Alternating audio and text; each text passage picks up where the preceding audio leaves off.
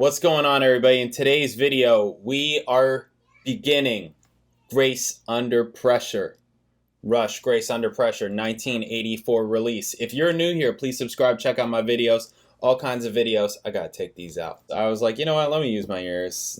Forget these AirPods. The AirPods are fine, they're totally fine, they're convenient, and also one of the benefits is I can also hear outside stuff, so in case, like, you know, my kid is screaming, yelling, and all that kind of stuff, and it messes up the video, like, if that happens with this, I'm not going to hear it at all, because I'm only going to hear this, and it'll ruin the whole video, and I'll have to do it over, you know what I mean? So it's like, with those, or when I'm filming with Camilla, and we use just a regular, like, iPod headset kind of thing, it's so that when we talk, we can hear each other also, we can have the volume set so that we can, anyways, that's all just tech jargon ridiculousness. But for some reason I was like, you know what, let me just listen to this album with these in. If you're new here, please subscribe, check out my videos, all kinds of videos. I got reaction videos, bass videos, music videos, all kinds of videos, and now shorts. I'm putting out shorts at night now. Check that out. In the description below, I got Amazon affiliate links to all things Rush, bass gear, music gear that I use, bio info in the description. If you like the channel,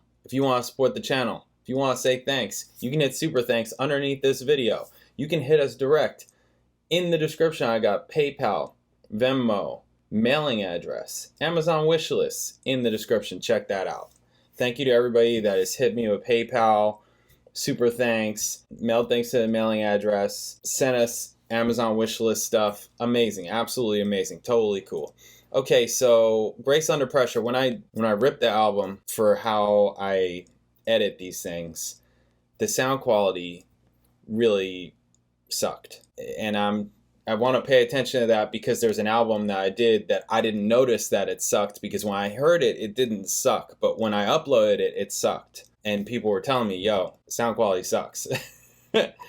So I don't want that to happen, but I can't find a version on the air, and I don't understand, because the version that I pulled it from, the audio sounds great, it sounds totally fine, but then when I rip it, it sounds like way lower quality. So I don't know what that's about, but maybe I'll try a few different ways. But if it turns out that I have to upload what I have and the quality sucks, just know that I'm not hearing it at shitty quality, and you guys know the good quality, you've heard it, all that kind of thing, but the audio will be there at the least, you know. But I'm not hearing it that way. I'm hearing good quality, just as a precursor, all that kind of thing.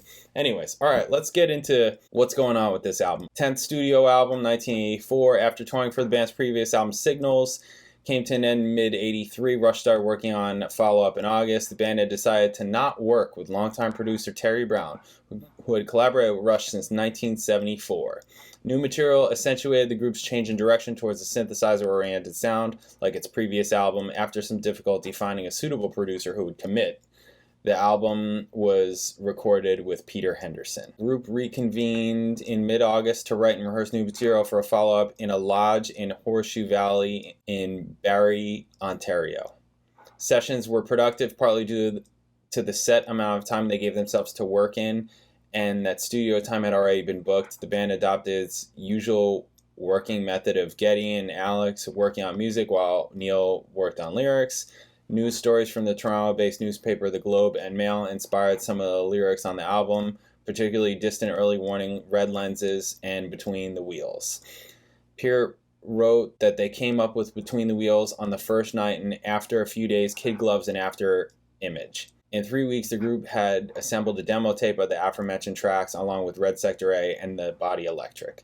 Development then paused in September, while Rush performed 5 nights at Radio City Music Hall, after which the band resumed album rehearsals. Cool. Grace Under Pressure is the first Rush album without Terry Brown. At the beginning of the Signals tour in April 1982, Rush met with Brown in Miami to inform him that the band had decided to work with a different producer.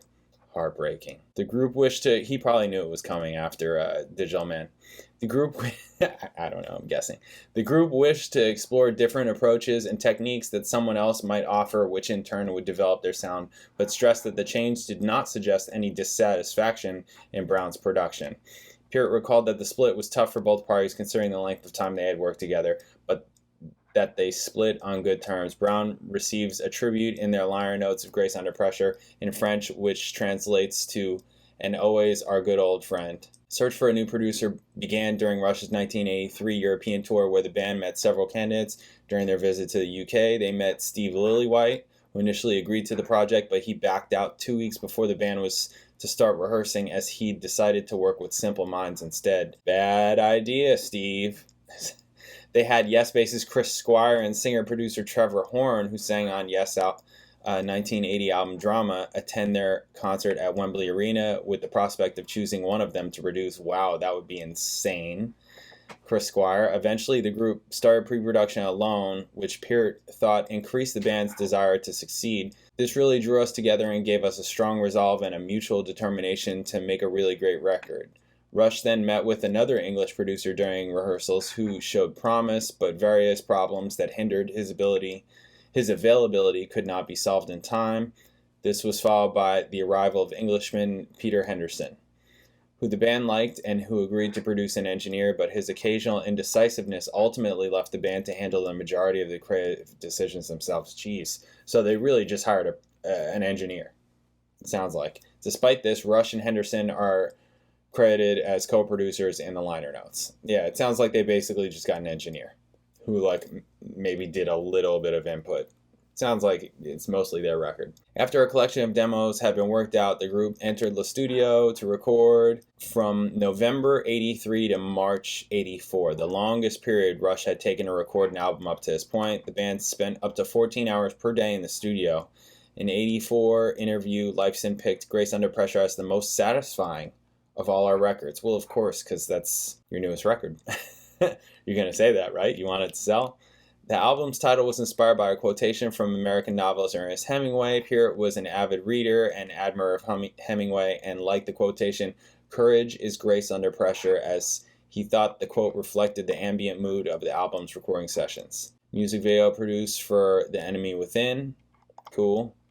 Alright, style. Musically, the album marks yet another development in Rush's sound while continuing to make extensive use of keyboard synths on Signals. The band also experimented by incorporating elements of ska and reggae. Okay, yep, we've gotten that already. The guitars played a larger role on this record than on Signals, with Lifeson stating, "I think the guitar on Signals took a bit of a backseat." That's really interesting because yes and no. Yes and no. Yeah, there's more synth on Signals, but his solos are the best on Signals. They're really great on Signals. Yeah, it's not a rock record how they did before, where it's more rock elements, which is guitar. But I don't know, I thought it was great, and I wasn't bothered by any amount. I didn't think that it was whoa, where'd Alex go? I didn't get that at all. The keyboards were really up front, though in a sense that's what we're trying to achieve. We wanted to go for a different perspective on the whole sound, but possibly we lost direction at times on Signals. Lifeson also pointed out that there is no acoustic guitar on Grace Under Pressure and the lack of ballad-type songs. Okay, all right. I think it's time to get into this. The first track is Distant Early Warning. Let me get my ears in. All right, Distant Early Warning. Let's do this. Bam.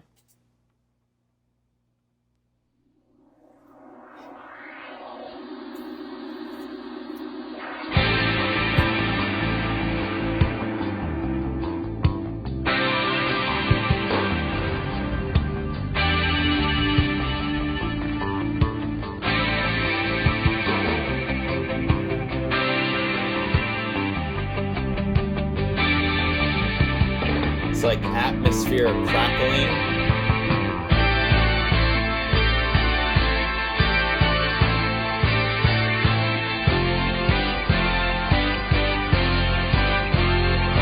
I know wind comes rising across the cities of the plain.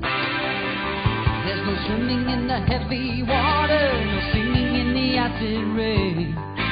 Red alert, red alert. It's so hard to stay together, passing through revolving doors. We need someone to talk to and someone to sweep the floors. Incomplete, incomplete.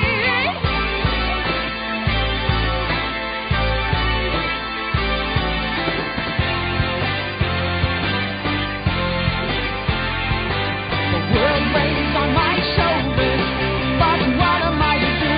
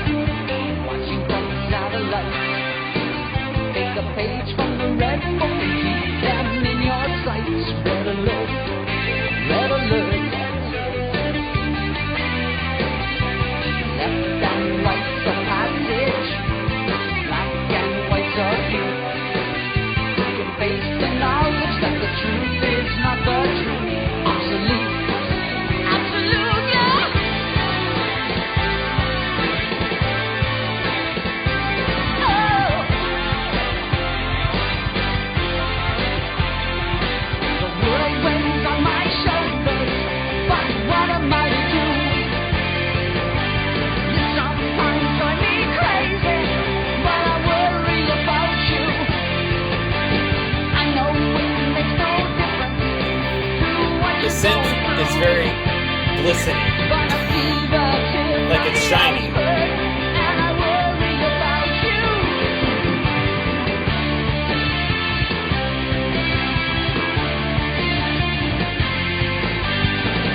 And like Neil's snare, the reverb on it.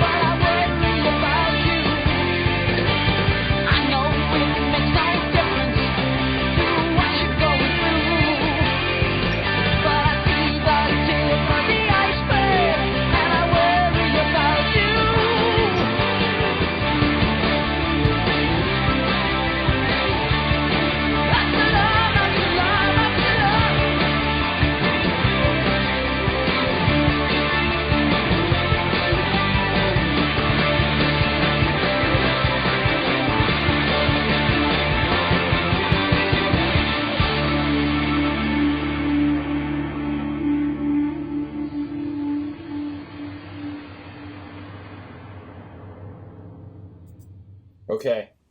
Yeah. Okay, so like the space, like things like reverb and the synth sound, like that kind of like atmosphere synth sound. Kitty, come on.